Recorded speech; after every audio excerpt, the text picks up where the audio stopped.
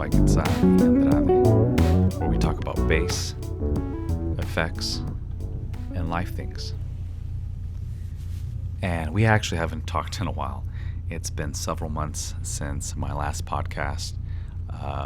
If I am correct, the last podcast episode was episode 23, and mainly talking about Glacier, right? The album Glacier, which is album number 18, right? Which came out May 1st. So it's been a while. Since then, there's been 3 other albums that have come out.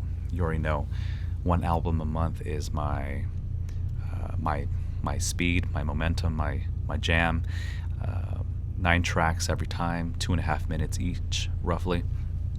Just enough for me to feel creative and feel like there's a spread in melodic and harmonic variety, and experimentation with effects always, right? Having a good time trying to play with the toys that are on the floor, right? With my feet, and it's just always a good time to be creative and hold myself accountable to push original music and creativity every month, every first of the month. So since then, Mazes has come out June 1st. Shades came out July 1st, and Obsidian just came out 10 days ago, August 1st. Today's May 10th. Today's actually the first day of school for me as a music teacher. Those of you that know, I teach at a junior high music, 2 periods of guitar, 2 periods of band, 2 periods of percussion, and it's a crazy day already. I already got the first period done. I'm on my break, and so I'm throwing down this podcast real quick. Just kind of highlight, I guess, the title of this episode 24, which is going to be titled Wins and Losses. And the reason for the dramatic title is just, that's what we have, right? We have some wins, we have some losses, and my summer is now over, right? My 2-month break, 2-month hiatus of teaching in a classroom is now over. But although we cannot have that whole getting time back option, there's been a lot of great moments spent at home with my kids that I will cherish, right? It's been a chaotic 2 months. Wife working a lot of extra shifts, so I've been at home pulling extra dad duty. But I've also been able to play some extra bass too. And with that, those were wins, right? Spending time with the kids and being able to spend some time with my effects pedals and basses. I have 2 basses that are amazing, right? I have my Concert 32 S. Martin and my Freedom 33 S. Martin bass as well. And if you follow me on IG, you've probably seen both those basses very frequently being posted. And I'm doing more clips and shorter posts on loops and original melodic ideas, which I'm enjoying, right? It's kind of like a little archive for me online or on social media, so that I can go ahead and refer to and perhaps build upon, right, on a full or a more extended type of piece, right, for recording or album use. And it's fun just to kind of see what happens, right? Start looping something, layering, and then try to throw a melody that hopefully just justice to the harmonic side of things, right? And rhythmically too, right? Trying to experiment with some rhythms and get out of my comfort zone too, right? Trying to push myself to practice and, again, focus always on creativity. With the whole wins, there are some losses in regards to how I feel my effects pedals have come together, right, or not. If you know about my initial short board, main brain board, like that's been a constant for like 2 years now, and as of a year and a half, almost 2 years, I have had my Mod Board 2. A Mod Board 1, Modular Board 1. It's the double-decker with the Mood pedal, the Fable, the Melee, the Autobit Junior, Zoom 60B, stereo reverb by Walrus Audio, right, the slower pedal, the HX1 Sonic Cake mini compressor, and the TC Electronics Ditto looper, which is technically my second looper in the whole madness of things once it's all connected. But that's Mod Board 1, MB1. I did come up with a second modular board. Those of you that follow me on social media, it's a 15 by 13 inch effects pedal board that's tiered, right? There's the top layer is a little bit raised, and I love it. I bought it during COVID, and I still have it somehow. It's an interesting spec. I can't find another board exactly like it. I would buy probably a second one, but I'll get to that a little bit later. But on that mod board number 2 has been the JHS color box, the Warm Audio Ringer Bringer, and the Jackson Audio Bloom compressor slash EQ slash boost pedal, which that thing is amazing for just versatility and not just tone shaping, but levels, right? Whether you're wanting more of a compressor out of it or a boost in signal. I think it's such a cool unit. Small, 2 switches. You have MIDI capability, though I don't explore it, and then you have the fact that it's top jacks, so it really takes up very little space on a pedal board, in my opinion. And anyway, so that's on MB2, modular board number 2. And on the bottom layer, I can either throw my short board, the main brain board in front and connect it all, or I can throw on the 4 expression pedals, which is usually how I keep it at home, so that I can navigate the Mood, the Autobit Junior, and the Ringer Bringer pedals a little more extensively, right? Get more out of them with those expression pedals. So because of that, Mod Board 2 is kind of stationary with expression pedals at home in the studio on the floor, which brings me to modular board number 3.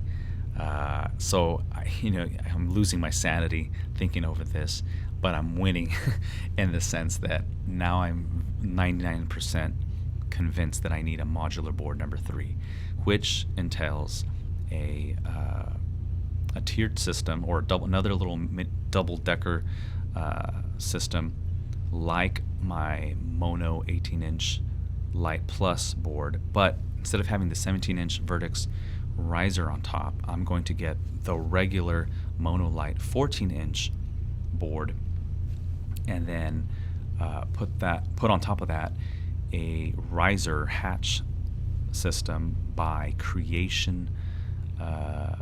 Is it Audio? Creation Company? Creation Audio Company? Something like that. Either way, Creation pedal boards, they have a 14-inch riser hatch system. So I'm going to drop that on there, and that way I can place on top of that the JHS color box, another HX1. I'm going to need to get a separate one, and then the Aguilar Optimizer, which I recently got painted in black. It looks so cool.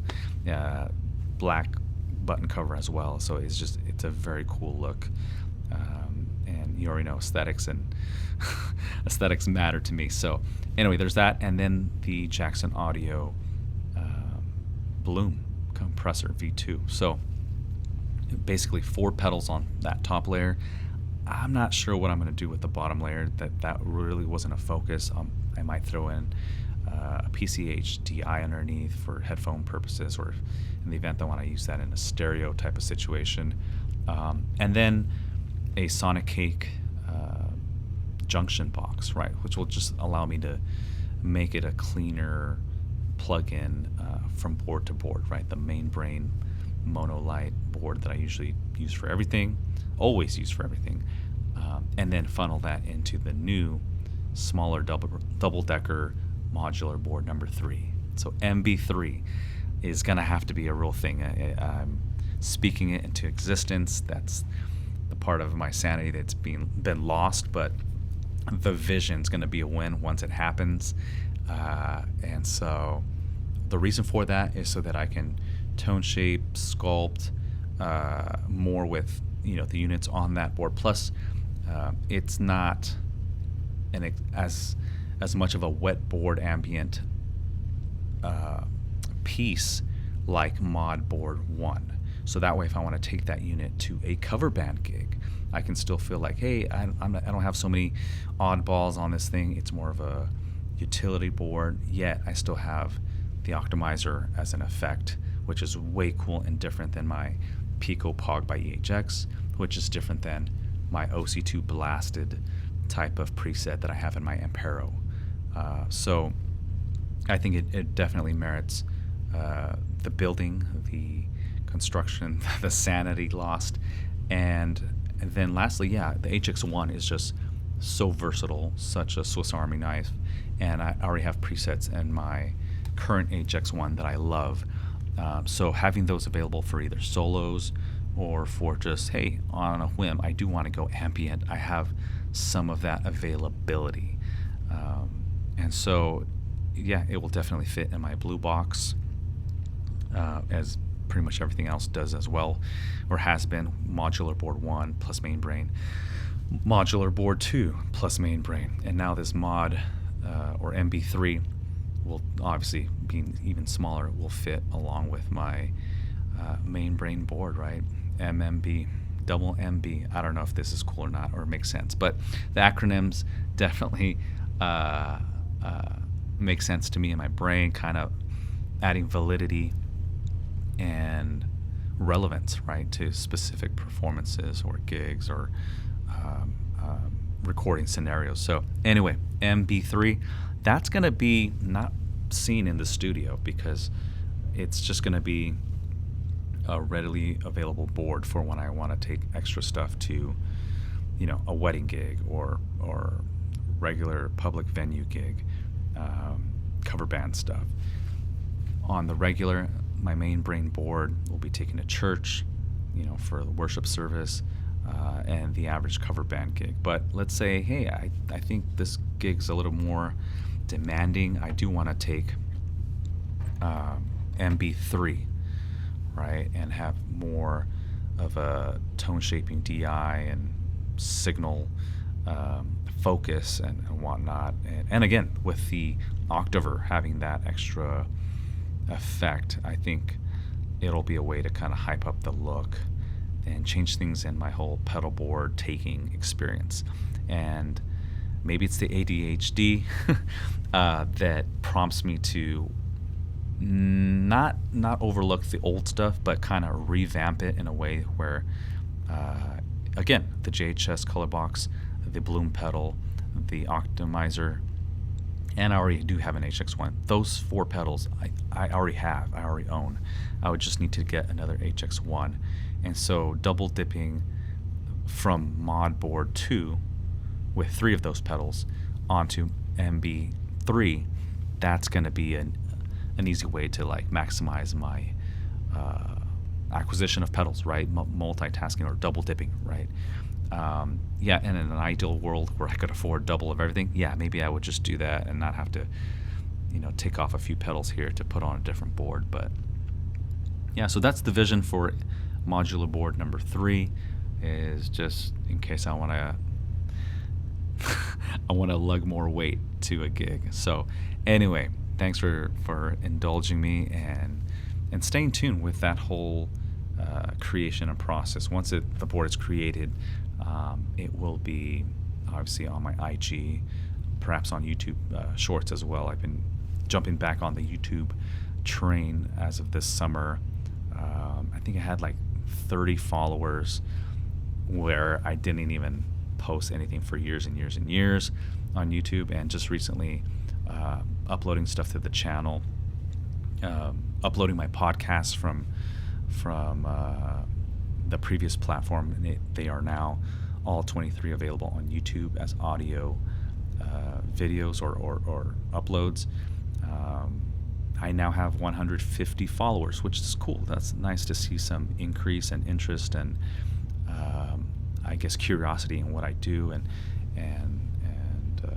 again, whether it's about the original music or just let me see what the effects, what effects pedals is being used, or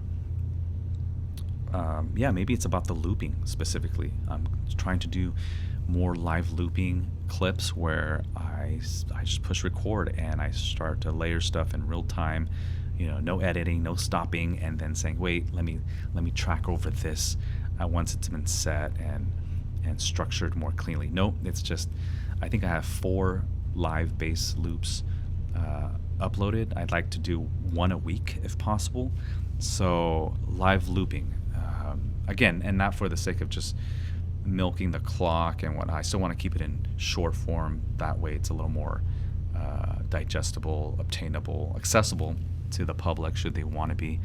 And then even for myself, right? Wanting to maximize time and explore other options. But I'm definitely looping every day at home, just creating loops and playing over the stuff and having a good time. And I'm learning a lot, right? I'm trying not to be stressed about how quickly I get to the next layer. Just let it take its course, even if it's a little progressive, because I don't always know where I'm going to go, right? I'm just touch and go. Let's see what happens. Let's push this effect. Oh, I think this might be good.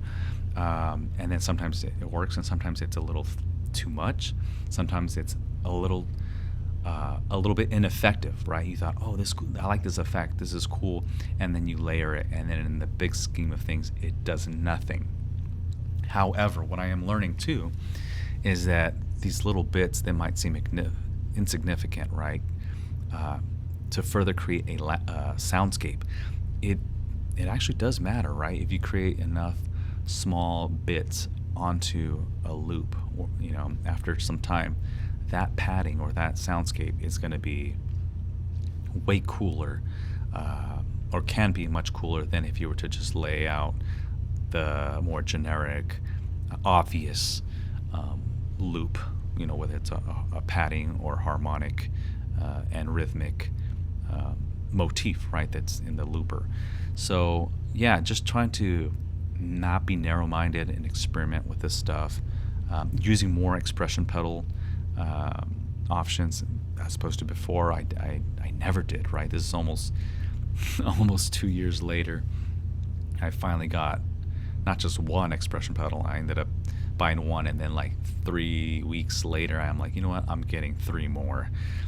There was Prime Day deals and whatnot, and so then I ended up, I now have 4, always available at home on my studio floor, right? It's a very cool thing to have, and now I can't unwant it, right? I am smitten by the expression pedals. I did take an expression pedal twice to a gig over the summer, and I tried using it one, and it was okay. I used it with a ring mod, but it was just, I think the level was just too hot, so it was a little bit too much for me, although a couple of people told me that they enjoyed it. And then the second gig, I took the expression pedal, and then I didn't even use it. I didn't even, I didn't gravitate towards it. It was more like an inconvenience to just have it there on the floor. So maybe, I will experiment with that more, but I don't know. Even with MB3, right, Modular Board number 3 in the works, I don't know that I'll hook that up to the HX1. One, because of space and time, and it's more for the compactness, which is why it's going to be a 14-inch board, although it's a double-decker, hatch system. Yeah,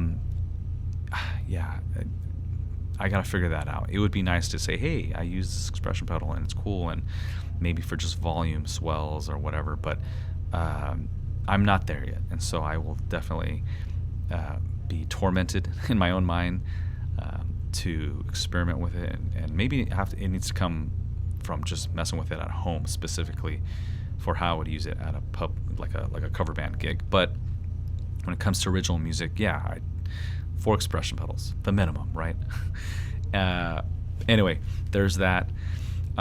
This week is my first teaching week, and so I don't know how much creative opportunities I will have at home, or how much drive I might be tired and spent and just want to clock in early, go to bed early and say, you know what, let's call it a night. However, I do have a wedding gig this Saturday, and I have no idea what the tune list is going to be. It's on a corporate level, so you definitely want to have the tunes rehearsed and cleaned up and whatnot. And so if I can focus on that, I might have to push back the creative side, the more personal album recording side of things until next week, but we'll see. I definitely want to try to have this MB3 created or built and ready to go for this weekend. I don't know that I'll use it, but it would be nice to have in case that I'm motivated to set it up, right? I can always take it and not set it up. That'll be the beauty of having it. It could be one of those very easy, take it to every cover band gig, but don't have to set it up, just leave it in the box. But yeah, we're 20 minutes in, and wow, I'm just glad that I have my prep period again during second period. I used to have it fifth period last year, and that was weird because I never used to have it fifth period. For years and years, this is year 18 for me teaching. It was always second period prep, and so finally I got that second period prep back this school year, and so my voice is not gone yet. I still have 5 other classes to speak in or teach, but I know for sure after that I wouldn't want to do a podcast. So squeeze this thing out really quick. Thanks for listening. Thanks for tuning in. The next episode will definitely cover the Mazes album, and then eventually I'll get to the other albums and more background thoughts on those as well. So thanks for tuning in, and me trying to get back in this whole podcast sharing momentum and experience. So until next time, take care.